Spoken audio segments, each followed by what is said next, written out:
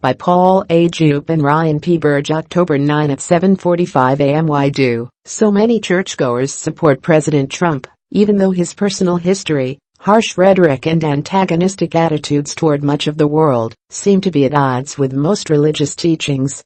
In a recent report that made a bit of a splash, Emily Ekins of the Cato Institute suggested a different perspective.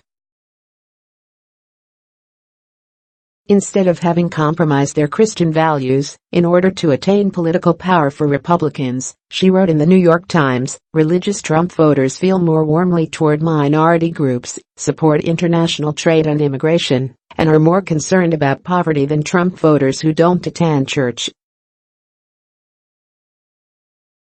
Religion appears to actually be moderating conservative attitudes, Ekins argues, suggesting that churches may help bridge social conflict over some of the Trump administration's most controversial policies.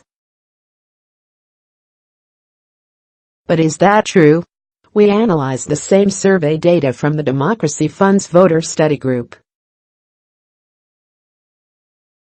While conservatives who attend church do express more liberal attitudes on these issues, they support the president just as strongly as secular Trump voters, in fact, more so.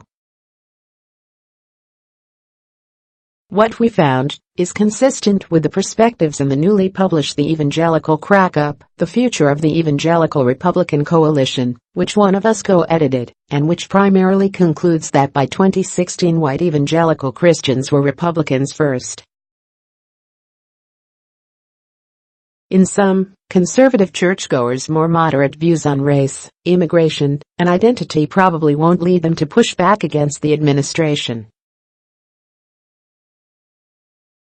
Here's what we found. As you can see in the figure below, more respondents who voted for Trump in 2016 and say they are frequent churchgoers strongly approved of Trump and were very favorable toward Trump in 2017 than those who rarely or never attend worship services.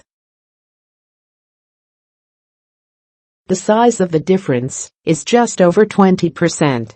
Even when we look at the attitudes toward minorities that Ekins emphasizes, we find something far short of liberalism. Here, we draw on questions in the survey that asked people to rate their feelings toward two groups, blacks and Muslims. The results for Hispanics and Asians show the same pattern. We'd expect people with more favorable attitudes toward these groups to oppose much of Trump's rhetoric and many of the administration's policies, and, presumably, see the president less favorably. But we don't find that relationship at all. In the figures below, we divide Trump voters into those who say they never attend church and those who say they attend once a week or more.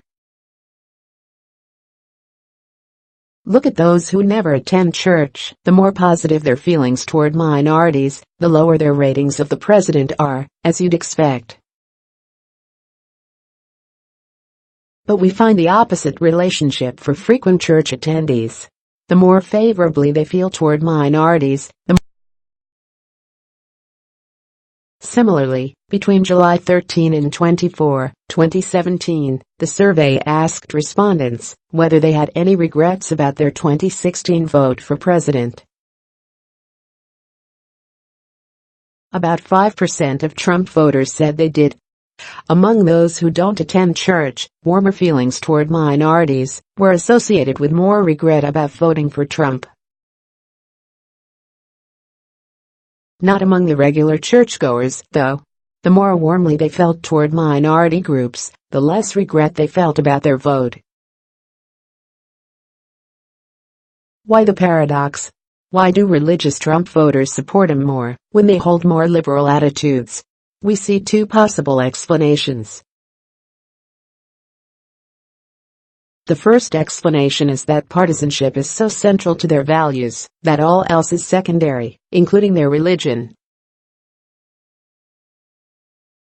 This is, loosely, the argument in political scientist Michelle Margolis's new book and in several other academics' work, as well. But the paradoxical relationship that we're seeing here among Trump voters suggests that churchgoers are linking their views with their politics in ways quite different from those who don't attend church. Something else must be happening. So here's another possible explanation. We suspect that people are responding to these surveys with the responses they think are more socially desirable, not with their actual feelings. Religious congregations expect their members to conform to a set of beliefs, attitudes, and behaviors. Religious voters are likely to be highly tuned to social norms, like racial inclusion and support for the refugee, that leads them to say they support minority groups and immigrants. At the same time, many American congregations strongly support Trump and expect members to view him loyally. That powerful social norm is what we're seeing expressed in these surveys. Whatever the reason, our findings don't support Ekins' conclusion that private institutions in civil society may have a positive impact on social conflict and reduce polarization. A lot of research, including much of our own, does support that positive view of religious institutions.